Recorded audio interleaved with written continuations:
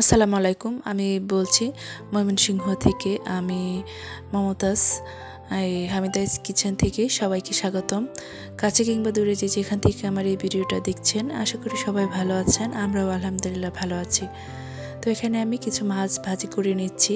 তো দুপুরে রান্না বসিয়েছি। তো মাছ ভাজি করে রেখে তারপর এখানে কিছু কমলি শাক বেছে নিয়েছি। তো সকালবেলা এই শাকগুলো নিয়ে এসেছিল, তো শাকগুলো আমি বেছে নিয়েছি। তো এখন এগুলো ভালো করে ধুয়ে নিব। তো সিঙ্কের মুখটা বন্ধ করে তো এখানে পানি ছেড়ে দিয়েছি। তো এখানে আমি এখন শাকগুলি সবগুলি ভালো করে পরিষ্কার করে কয়েকবার ধোয়া দিয়ে দিব।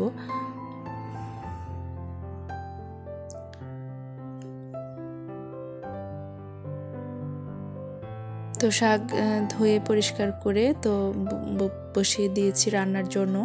তো এখানে কিছু সবজি নিয়ে এসেছিল, তো এগুলো আমি এখন গুছিয়ে নিচ্ছি। তো এখানে কিছু আলু, তো আলুগুলো আমি এখন ঢেলে গুছিয়ে নিচ্ছি ঝুড়িতে।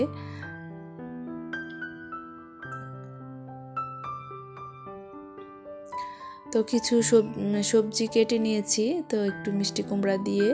তো এখানে আমি সবজি কেটে রান্না করে নিয়েছি, তো রুটি দিয়ে খাওয়ার জন্য। আবার এই রকমের সবজি তো রুটি দিয়েও ভালো লাগে এবং ভাত দিয়েও ভালো লাগে আমার কাছে অনেক। তো আমি এরকমভাবে সবজি প্রতিদিনই করে থাকি। তো তো সবজিটা আমি করে নিয়েছি। তো এখন আমি কিছু রুটি ভেজে নিব। তো সকালের নাস্তা রেডি করে দিচ্ছি। তো আমি একটু তেল ঢেলে নিয়েছি, তো তেলটাও শেষ হয়ে গিয়েছিল।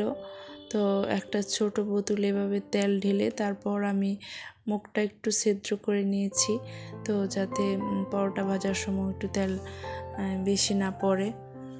তো এই যে এইভাবেই আমি তেলগুলো আমি দিচ্ছি। তো এভাবে পরোটা ভাজলে দেখা যায় যে অনেক সুন্দরভাবে অল্প অল্প করে তেল পড়ে। তো এই তো আমার রুটি ভাজা হয়ে গিয়েছে। তো এখন আমি নাস্তাটা দিয়ে দিব টেবিলে।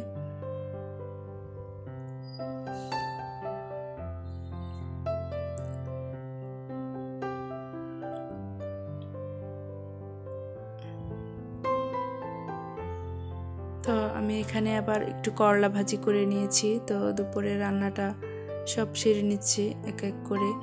তো আজকে অফ ক্যামেরায় সব রান্না সেরেছি। তো এদিকে আমি শাকটাও রান্না করে নিচ্ছি, একটু কচু শাক রান্না করে নিচ্ছি।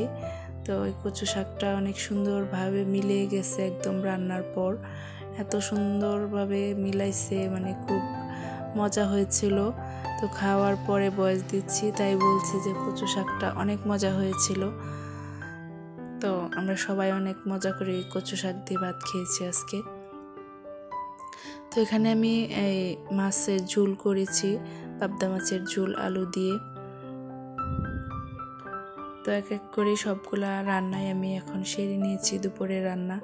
তো আজকের ব্লগটা এভাবেই করেছি একদম শর্টকাটভাবে। তো আমি একটু ডাক্তার